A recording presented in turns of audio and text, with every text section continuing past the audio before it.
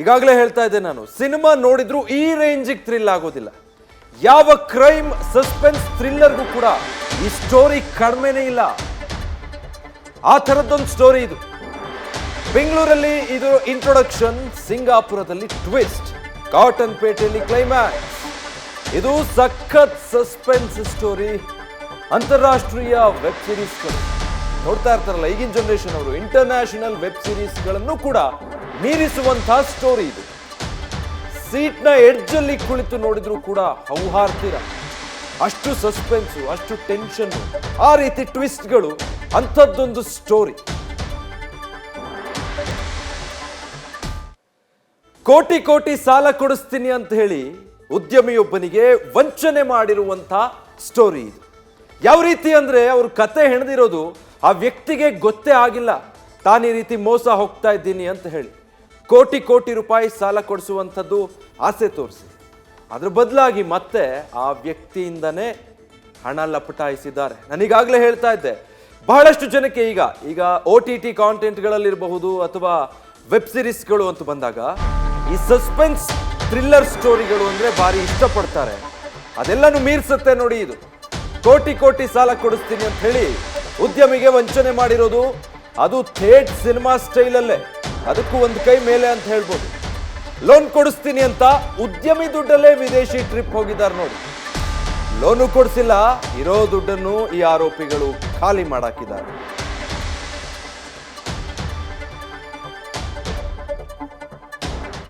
ಹಾಗಿದ್ರೆ ಏನಿದು ಅಂಥ ಇಂಟ್ರೆಸ್ಟಿಂಗ್ ಸಸ್ಪೆನ್ಸ್ ಥ್ರಿಲ್ಲರ್ ಇರೋ ಸ್ಟೋರಿ? ಇದನ್ನ ನನ್ನ ಸಹೋದ್ಯೋಗಿ ಅಂಕಿತಾ ರೈ ಸಂಪೂರ್ಣವಾಗಿ ವಿವರಿಸಿದ್ದಾರೆ. ಅವರ ವಿವರಣೆಯಲ್ಲೇ ಅದನ್ನ ನೋಡ್ತಾ ಹೋಗೋಣ. ಕೋಟಿ ಕೋಟಿ ಸಾಲ ಕೊಡಿಸೋದಾಗಿ ಉದ್ಯಮಿ ನಂಗಿರೆಡ್ಡಿ ಶಿವಪ್ರಸಾದ್ ಅವರಿಗೆ ಆರೋಪಿಗಳು ಹೇಗೆ ವಂಚನೆಯನ್ನ ಮಾಡಿದ್ರು ಅನ್ನೋದನ್ನ ನಾವು ನಿಮ್ಗೆ ಹೇಳ್ತಾ ಹೋಗ್ತೀವಿ.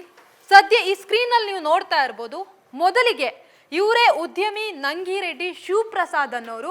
ಇವರು ಒಂದು ಬಿಸ್ನೆಸ್ ಅನ್ನ ಮಾಡ್ತಾ ಇರ್ತಾರೆ, ಅದೇ ಫಿಶರಿಂಗ್ ವ್ಯಾಪಾರ. ಅದರಲ್ಲಿ ಸಾಕಷ್ಟು ಒಳ್ಳೆಯ ಆದಾಯ ಕೂಡ ಬರ್ತಾ ಇರುತ್ತೆ. ಆದ್ರೆ ಆ ಉದ್ಯಮವನ್ನ ಡೆವಲಪ್ ಮಾಡಬೇಕು ಅಂತ ಹೇಳಿ ಅವರು ಒಂದಷ್ಟು ಸಾಲದ ಅವಶ್ಯಕತೆ ಅವರಿಗಿರುತ್ತೆ. ಹಾಗಾಗಿ 20 ಕೋಟಿ ರೂಪಾಯಿ ಸಾಲ ಬೇಕು ಅಂತ ಹೇಳಿ ಅವರು ತನ್ನ ಸ್ನೇಹಿತನಿಗೆ ಹೇಳ್ತಾ ಹೋಗ್ತಾರೆ. ಆತನೇ, ಆ ಸ್ನೇಹಿತ ಯಾರಿದ್ದಾನೆ ಈತ ಅಂದ್ರೆ ರಾಜಗೋಪಾಲ್ ತಿಲಕ್ ಏನಿದ್ದಾನೆ, ಆತ ಈ ಉದ್ಯಮಿಯ ಸ್ನೇಹಿತ. ಈ ಉದ್ಯಮಿ ಸ್ನೇಹಿತನ ಬಳಿ ನನಗೆ 20 ಕೋಟಿ ಸಾಲ ಬೇಕು, ಹಾಗಾಗಿ ಅದನ್ನ ಕೊಡಿಸು ಅಂತ ಕೇಳ್ಕೊಳ್ತಾರೆ. ಅದಾದ ಬಳಿಕ ರಾಜಗೋಪಾಲ್ ತಿಲಕ್ ಏನಿದ್ದಾರೆ ಅವರು ಅಶೋಕನ್ನ ಪರಿಚಯ ಮಾಡ್ತಾರೆ. ಇಲ್ಲಿ ಅಶೋಕ್ ಮಧ್ಯವರ್ತಿಯಾಗಿ ಕೆಲಸವನ್ನ ಮಾಡ್ತಾರೆ. ಸ್ವಲ್ಪ ದಿನಗಳ ಬಳಿಕ ಉದ್ಯಮಿಯ ಬಳಿ ಸಾಕಷ್ಟು ಡಾಕ್ಯುಮೆಂಟ್ಸ್ ಅನ್ನ ಪಡೆದುಕೊಂಡು ಅವರಿಗೆ ಸಾಲ ಕೊಡಿಸ್ತೀನಿ ಅನ್ನೋ ಭರವಸೆಯನ್ನ ವ್ಯಕ್ತಪಡಿಸ್ತಾರೆ. ಅದಾದ ಬಳಿಕ ಅಶೋಕ್ ಪರಿಚಯ ಮಾಡೋದು ಈ ರಘು. ಇವರು ಲೆಕ್ಕ ಪರಿಶೋಧಕರು. ಇವರು ರಾಜಾಜಿನಗರದಲ್ಲಿ ಇರ್ತಾರೆ. ಅವರ ಕಚೇರಿಗೆ ಹೋಗಿ ಅಲ್ಲೂ ಕೂಡ ಒಂದಷ್ಟು ದಾಖಲೆಗಳನ್ನ, ಅಂದ್ರೆ ಲೋನ್ಗೋಸ್ಕರ ಕೆಲವೊಂದು ಡಾಕ್ಯುಮೆಂಟ್ಸ್ ಬೇಕಾಗತ್ತೆ, ಅವೆಲ್ಲವನ್ನ ಕೂಡ ಪಡ್ಕೊಳ್ಳುವಂತಹ ಕೆಲಸವನ್ನ ಮಾಡ್ತಾರೆ. ಹೀಗೆ ದಿನ ಕಳೆದಂತೆ ನಂತರ ಪರಿಚಯ ಆಗೋದೇ ಈ ಪ್ರಕರಣದ ಪ್ರಮುಖ ಆರೋಪಿಯಾಗಿರುವಂತಹ ಶಿವಕುಮಾರ್. ಈತ ಏನ್ ಮಾಡ್ತಾನೆ, ಮೊದಲು ಉದ್ಯಮಿಯನ್ನ ನಂಬಿಸೋದಕ್ಕೆ ಸಾಕಷ್ಟು ಸರ್ಕಸ್ ಅನ್ನ ಮಾಡ್ತಾ ಹೋಗ್ತಾನೆ. ಅದರಂತೆ ಈತ ಏನ್ ಪ್ಲಾನ್ ಮಾಡ್ತಾನೆ, ಅದರಂತೆ ಉದ್ಯಮಿ ಕೂಡ ನಂಬ್ಕೊಂಡು ಹೋಗ್ತಾರೆ. 20 ಕೋಟಿ ಲೋನ್ ಬೇಕು ಅಂತಂದ್ರೆ 25 ಲಕ್ಷ ರೂಪಾಯಿಯನ್ನ ಕೊಡಬೇಕಾಗತ್ತೆ. ಹಾಗಾಗಿ ಆ ಅಮೌಂಟ್ ಅನ್ನ ನೀವು ರೆಡಿ ಮಾಡ್ಕೊಳ್ಳಿ ಅಂತ ಹೇಳಿ ಶಿವಕುಮಾರ್ ಅವರು ನಂಗಿರೆಡ್ಡಿ ಪ್ರಸಾದ್ಗೆ ಹೇಳ್ತಾರೆ. ಹಾಗಾಗಿ ಅವ್ರ ಹತ್ರ ಅಷ್ಟು ದೊಡ್ಡ ಮೊತ್ತದ ಅಮೌಂಟ್ ಇರೋದಿಲ್ಲ. ಅವ್ರೇನ್ ಮಾಡ್ತಾರೆ, ತನ್ನ ಮೈದುನ ಕೀನ್ಯಾ ದೇಶದಲ್ಲಿರುವಂತಹ ವೈದ್ಯರಾಗಿರುವಂತಹ ಮೈದುನ ಮಹೇಶ್ ಬಾಬು ಏನಿದ್ದಾರೆ ಅವರ ಬಳಿ ನನಗೆ 25 ಲಕ್ಷ ರೂಪಾಯಿ ಹಣವನ್ನ ಕೊಡಿಸುವಂತೆ ಕೇಳ್ತಾರೆ. ಅವರು ಕೂಡ ಉದ್ಯಮಿ ಹೇಳ್ದ ಹಾಗೆ ಹಣವನ್ನ ಟ್ರಾನ್ಸ್ಫರ್ ಮಾಡ್ತಾರೆ. ಆ ಹಣವನ್ನ ಇವರಿಬ್ರು ಸೇರ್ಕೊಂಡು, ಅಂದ್ರೆ ಅಶೋಕ್, ರಘು ಇವರ ಮೂಲಕ ಶಿವಕುಮಾರ್ಗೆ ಕೊಡುವಂತಹ ಕೆಲಸವನ್ನ ಮಾಡ್ತಾರೆ. ಅಲ್ಲಿಂದ ನೋಡಿ ಶುರುವಾಗುತ್ತೆ ಈ ಒಂದು ಪ್ರಕರಣದ ರಿಯಲ್ ಸ್ಟೋರಿ. ಅಷ್ಟಕ್ಕೆ ಸುಮ್ಮನಾಗಲ್ಲ, ಅಲ್ಲಿ ಮತ್ತೆ ನಿಮ್ಮ ಸ್ಟೇಟಸ್ ಮೇಂಟೈನ್ ಮಾಡೋದಕ್ಕೆ ನೀವು ಒಂದು ಕಾರನ್ನ ಪರ್ಚೇಸ್ ಮಾಡಬೇಕು ಅಂತ ಹೇಳ್ತಾರೆ.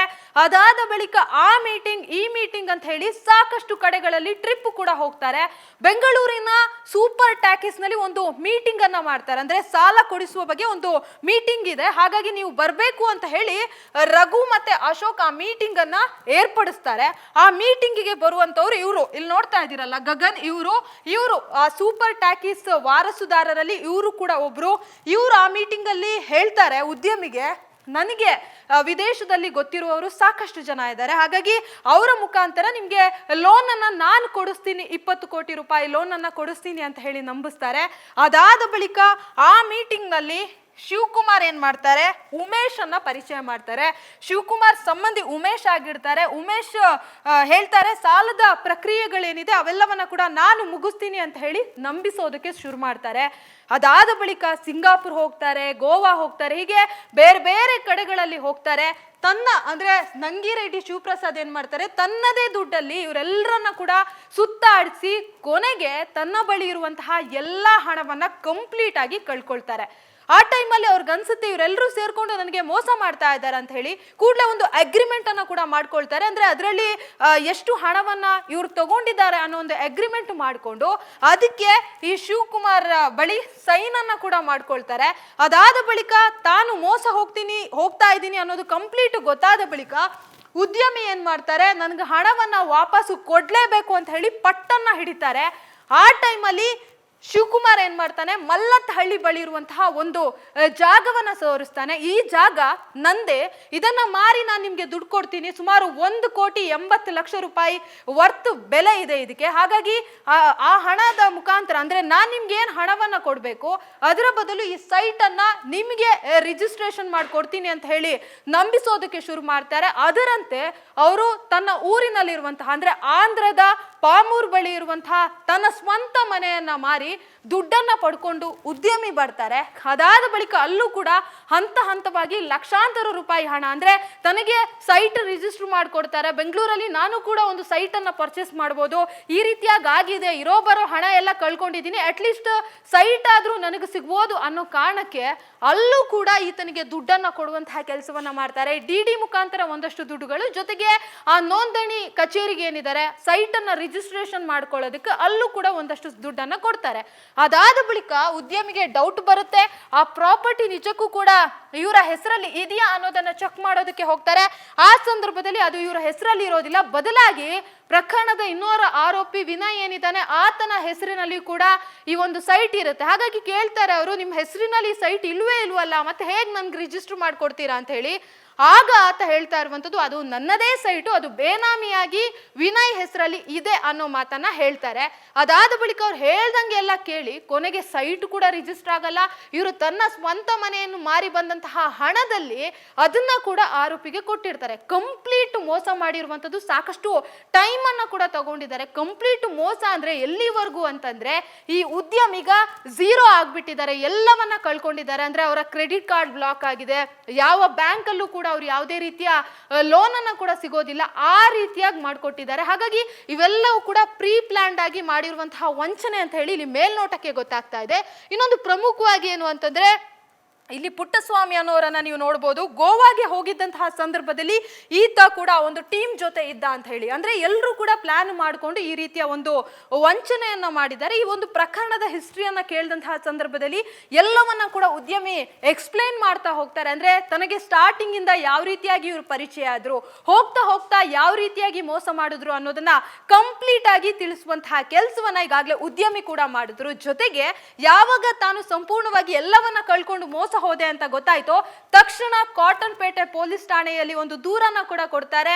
ಉದ್ಯಮಿ ಕೊಟ್ಟಿರುವಂತಹ ದೂರಿನ ಅನ್ವಯ FIR ಕೂಡ ದಾಖಲಾಗುತ್ತೆ. ಶಿವಕುಮಾರ್ ಅಂದ್ರೆ ಪ್ರಕರಣದ ಪ್ರಮುಖ ಆರೋಪಿ ಶಿವಕುಮಾರ್ ಸೇರಿ ಒಟ್ಟು 7 ಜನರ ಮೇಲೆ FIR ಅನ್ನ ದಾಖಲಿಸ್ತಾರೆ. ಸದ್ಯ ಪ್ರಕರಣದ ತನಿಖೆಯನ್ನ ಕೂಡ ಪೊಲೀಸರು ನಡೆಸ್ತಾ ಇದ್ದಾರೆ. ನ್ಯೂಸ್ ಫಸ್ಟ್, ನಿರ್ಭೀತಿಯಿಂದ ನಿಮ್ಮ ಪರವಾಗಿ.